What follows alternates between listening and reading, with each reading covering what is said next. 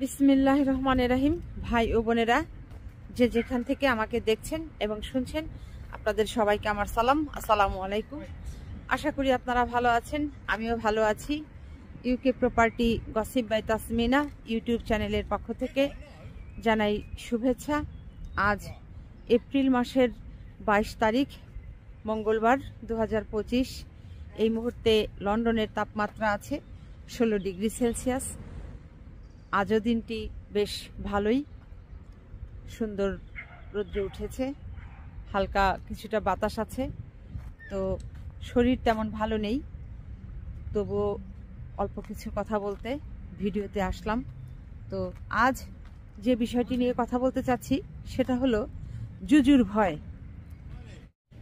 এই জুজুর ভয় শব্দটি বলতে পারেন আওয়ামী লীগের সভানেত্রী শেখ হাসিনা থেকে শুরু করে শেখ হাসিনার যারা উম্মত আছে, বাংলাদেশের যত সাবেক পলাতক মন্ত্রী, প্রতিমন্ত্রী, উপমন্ত্রী, সংসদ সদস্য থেকে শুরু করে একেবারে নেতা পাতি নেতা, সকলের মুখেই এই জুজুর ভয় শব্দটি ট্রেন্ড হয়ে গেছে। এটির এত বেশি প্রচলন চলছে। তো এবার আসা যাক যে এই জুজুর ভয় জিনিসটা কি। সাধারণত চিড়িয়াখানাতে হিংস্র জীবজন্তু, বন্য প্রাণীকে যে খাঁচার ভেতরে ঢুকিয়ে রাখা হয় এবং চিড়িয়াখানায় আটকে রাখা সেই হিংস্র জীবজন্তু নিয়ে অনেকেই আবার বিভিন্ন রকমের কাল্পনিক গল্প তৈরি করে, মুখরোচক গল্প তৈরি করে, একে অপরের কাছে বলা বলি করলে যেটা হয় যে অনেকেই সেই গল্পগুলো থেকে মজা পায়, ভয় পায়, ইত্যাদি ইত্যাদি। তো এই বর্তমানে বাংলাদেশে যে সরকার আছে, অন্তর্বর্তী সরকার, এই সরকার শেখ হাসিনা সহ আওয়ামী লীগের বড় বড় যারা দুর্নীতিবাজ আছে তাদেরকে আইনের আওতায় এনে বিচারের সম্মুখীন করার জন্য বিভিন্ন ধরনের পদক্ষেপ, প্রচেষ্টা একের পর এক চালিয়ে যাচ্ছে। তো সেই ধারাবাহিকতায় গত কয়েকদিন ধরেই দেখা যাচ্ছে যে শেখ হাসিনা সহ অনেক অপরাধীর বিরুদ্ধে গ্রেপ্তারি পরোয়ানা জারি হয়েছে এবং সেই গ্রেফতারি পরোয়ানা জারির পর একটা সুনির্দিষ্ট পর্যন্ত সময় বেঁধে দেওয়া হয়েছে যে সেই সময়ের মধ্যে যদি আসামিরা আদালতে হাজির না হয়, আত্মসমর্পণ না করে, তাহলে তাদের বিরুদ্ধে পরবর্তী ব্যবস্থা নেওয়া হবে। সেই ব্যবস্থাটা কি? সেটা হলো যে ইন্টারপোলের কাছে আবেদন করা হবে তাদেরকে গ্রেপ্তার করবার জন্য এবং ইন্টারপোল সব কিছু যাচাই বাছাইয়ের পর যদি সত্যতা পায় তাহলে তাদের বিরুদ্ধে রেড অ্যালার্ট জারি করবে, তাদেরকে ধরে দিবে। তো সেই ইন্টারপোলের যে রেড অ্যালার্ট জারি, সেটিকেই আওয়ামী লীগের লোকেরা এই জুজুর ভয় বলে এখন প্রচার করছে, আখ্যা দিচ্ছে। সেই সাথে বর্তমানে শেখ হাসিনা সহ তার দলের সকলেই যেটি বলাবলি করছেন সেটা হলো যে গত 2004 সালের অগস্ট মাসের 21 তারিখে বাংলাদেশের রাজধানী ঢাকাতে যে গ্রেনেড হামলা হয়েছিল আওয়ামী লীগের একটি সমাবেশের ভেতরে, তো সেই মামলায় আসামি ছিলেন বিএনপির বর্তমানে ভারপ্রাপ্ত চেয়ারম্যান জনাব তারেক রহমান সাহেব। তার বিরুদ্ধে আনীত অভিযোগ ছিল, মামলা হয়েছিল, তার বিরুদ্ধেও গ্রেফতারি পরোয়ানা জারি হয়েছিল এবং এক পর্যায়ে সেটিও ওই ইন্টারপোলের মাধ্যমে রেড অ্যালার্ট জারি হয়েছিল। কিন্তু তারেক রহমান সাহেব তো কোনো এক অদৃশ্য ক্ষমতার বলে নাকি এই রেড অ্যালার্টের যে হুকুম নির্দেশ সেটিকে নাকি উল্টিয়ে ফেলেছে, অর্থাৎ বাতিল করে ফেলেছিল। তো এই আওয়ামী লীগের নেতাকর্মীদের বিরুদ্ধেও যে রেড অ্যালার্ট জারি হবে কিংবা হচ্ছে, এগুলোও নাকি এই আওয়ামী লীগের এমন ক্ষমতা আছে, অদৃশ্য শক্তি আছে, সেই শক্তির বলে নাকি তারাও উল্টিয়ে ফেলতে পারবে, অর্থাৎ রেড অ্যালার্টের যে নির্দেশ সেটিকেও নাকি তারা বাতিল ঘোষণা করতে পারবে। এই হচ্ছে মূল বিষয়। এবার আমি কথা শুরু করি। সেটা হলো যে শেখ হাসিনার মাথায় ছটাক বুদ্ধি নিয়ে তিনি চলেন, আর ছটাক বুদ্ধি নিয়ে তিনি চলেন বলেই এই ধরনের উক্তি তিনি করতে পেরেছেন, করতে পারছেন। তার নেতাকর্মীরাও এই ধরনের উক্তি ছড়াচ্ছে। বিএনপির ভারপ্রাপ্ত চেয়ারম্যান জনাব তারেক রহমান সাহেব তিনি ভুলেও এই ইন্টারপোলের রেড অ্যালার্টের বিষয়ে কোনো ঐশ্বরিক শক্তি খাটাতে যাননি, কোনো অলৌকিক শক্তিও এখানে কাজ করেনি। যেটা কাজ করেছে সেটা একেবারে সত্য বিষয়টি ইন্টারপোলের যারা তদন্ত কর্মকর্তা, ইন্টারপোলের সদর দফতরের যারা মূল কর্মকর্তা, তারা এই বিষয়টি, মামলার বিষয়টিতে তদন্ত করতে গিয়ে যেটি পেয়েছে যে গ্রেনেড হামলা হয়েছে। একটি বিষয় খেয়াল করেন যে গ্রেনেড হামলা হয়েছে কবে? 2004 সালের অগস্ট মাসে। এরপর এই যে মাঝখানে এতগুলো বছর চলে গিয়েছে, প্রায় 12 বছর চলে গিয়েছে।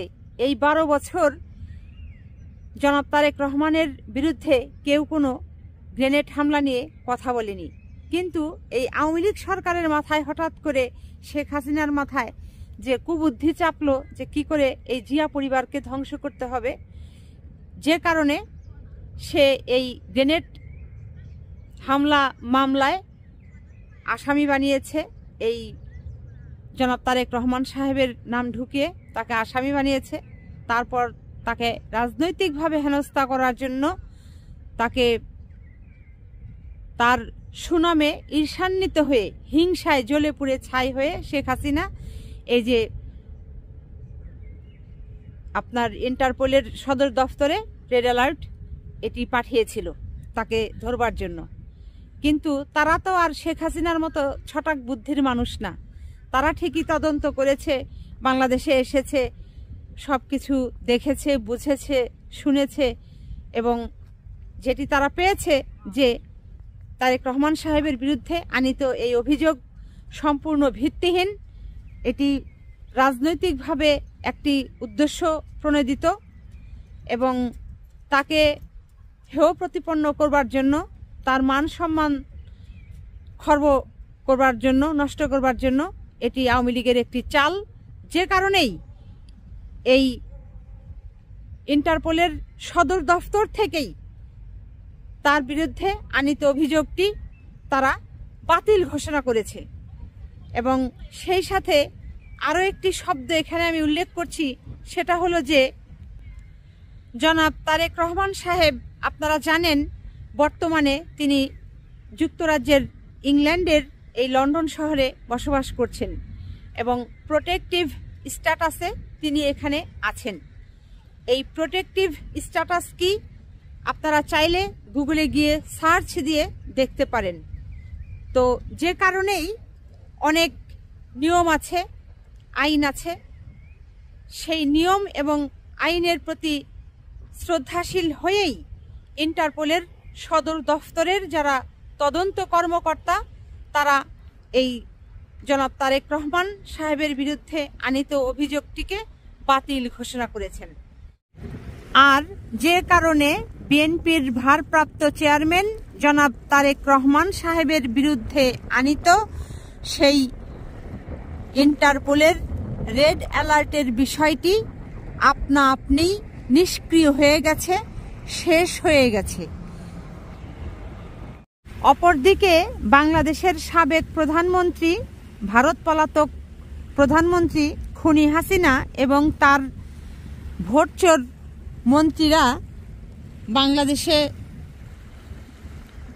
জুলাই বিপ্লবের সময় শত শত হাজার হাজার ছাত্রদেরকে বাংলাদেশের নেটওয়ার্ক বন্ধ করে দিয়ে যেভাবে কিলিং মিশনে ঝাঁপিয়ে পড়েছিল সেটি সারা বিশ্ব তাকিয়ে দেখেছে, সারা বিশ্ব জানে। যে কারণেই জাতিসংঘ থেকে এই শেখ হাসিনাকে বলা হয়েছে যে পৃথিবীর শ্রেষ্ঠ নিষ্ঠুর ব্যক্তি। পৃথিবীর সকল নিষ্ঠুরতা হার মেনেছে এই খুনি হাসিনার নিষ্ঠুরতার কাছে। আপনারা জানেন গত 5ই আগস্ট 2024-এ শেখ হাসিনা যে ভারতে পালিয়ে চলে গেছে এমনিতেই যায়নি। সে ভারতে পালিয়ে যাবার আগে কি কাজগুলো করেছে আপনারা দেখেছেন। সারা বাংলাদেশের বিদ্যুতের লাইন বন্ধ করে দিয়েছে, পানির লাইন বন্ধ করে দিয়েছে, তারপর কোনো রকমের নেটওয়ার্ক ছিল না, সারা বাংলাদেশের নেটওয়ার্ক বিচ্ছিন্ন করে দিয়েছিল। এইভাবে সে বাংলাদেশে ছাত্র হত্যা চালিয়েছিল, গণহত্যা চালিয়েছিল। আর সেটির ফলেই বাংলাদেশে সাধারণ মানুষের মনে যে রোষানলের সৃষ্টি হয়েছিল, বিপ্লব সৃষ্টি হয়েছিল, সেই বিপ্লবের তোপের মুখে পড়েই শেখ হাসিনা, তারপর তার এই মন্ত্রী এমপি, তার আত্মীয় স্বজন যা ছিল সব ছাপা বাংলাদেশ থেকে পালিয়ে চলে গেছে। যে যার মতো করে পেরেছে সটকে সরে পড়েছে। কাজেই শেখ হাসিনা এবং তার দোসররা, আপনারা যে খুনি, হত্যাকারী, অপরাধী, আপনাদের এখন বিচার হবে। কাজেই আপনারা এই জুজুর ভয় পান না এ কথা বলে আপনারা কতক্ষণ এভাবে টিকে থাকবেন বলেন? সেই সময় আর বেশি দূরে নাই যে সময়ে আপনাদের বাংলাদেশে ফিরে আসতে হবে। বাংলাদেশের মাটিতে আপনাদের খুব শীঘ্রই বিচার হবে। আপনাদের সেই শাস্তি বাংলাদেশের মানুষ তাকিয়ে তাকিয়ে দেখে কিছুটা হলেও সান্ত্বনা পাবে, শান্তি পাবে, স্বস্তি পাবে। কাজেই এই শেখ হাসিনা এবং শেখ হাসিনার যারা উম্মত আছেন, আপনারা যতই বলেন না কেন, ইন্টারপোলের এই রেড অ্যালার্টকে আপনারা যতই জুজুর ভয় হিসাবে ধারণা করেন না কেন, এটির ভয়াবহতা কতটা কঠিন হতে পারে আর কয়েকটা মাস যেতে দেন, টের পাবেন হারে হারে। তো যাই হোক, এতক্ষণ আসলে আমি একটি সবুজ পার্কের ভিতরে ছিলাম। দেখতে পাচ্ছেন পেছন দিকটা খুব সুন্দর, আর পাশেই হচ্ছে টেমস নদী। এখন বাসায় ফিরে যাব। সবাই ভালো থাকবেন, সুস্থ থাকবেন এবং আমার জন্য দোয়া করবেন। আমার এই চ্যানেলটিতে লাইক, কমেন্ট, শেয়ার এবং সাবস্ক্রাইব করবেন। আসসালামু আলাইকুম, আল্লাহ হাফেজ।